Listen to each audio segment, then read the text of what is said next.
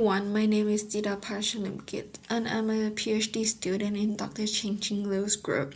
I would like to present our work, Attack Defense Strategy for RTU Security.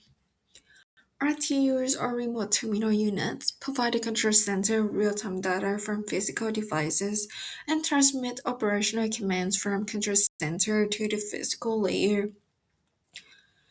Some of the cyber attacks that have been happening in the past has been targeting the RTU, for example, the crash override malware, which executed in December 2016 and caused a power outage in Ukraine. As shown on the right-hand side, the RTU serves as an interface between the physical layer and the control center. The physical layer will send the measurements to the RTU, and RTU will forward them to the control center.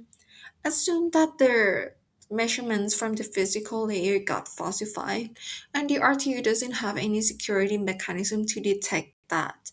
It will forward the measurements to the control center that will mislead the system operators and may result in inappropriate control actions.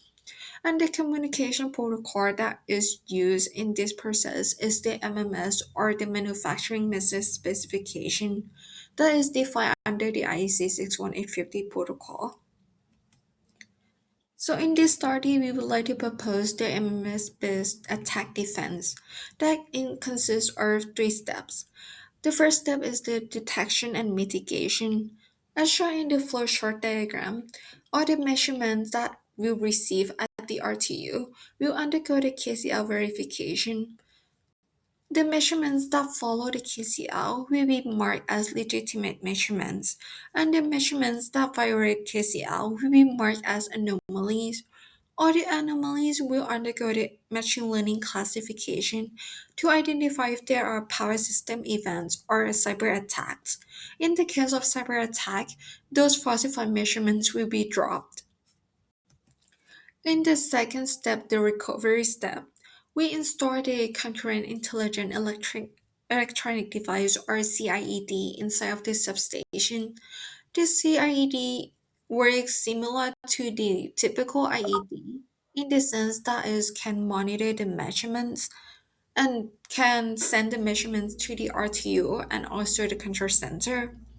But CRED will be operating on the independent system, so that is less noticeable to attacker and minimizing the attack surface.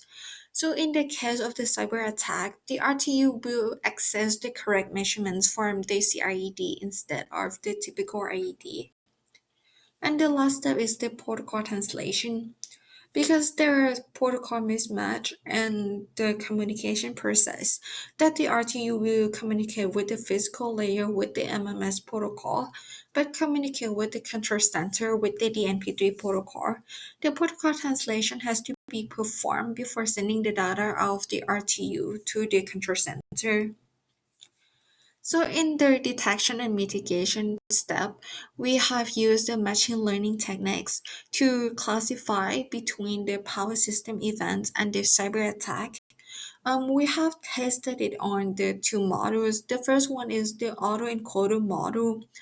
We achieved the 97.15% overall accuracy, and the confusion matrix is shown on the left-hand side. The second model we tested on is the FT transformer model, and we achieved a higher accuracy at 99.64% with the confusion matrix as shown on the right-hand side.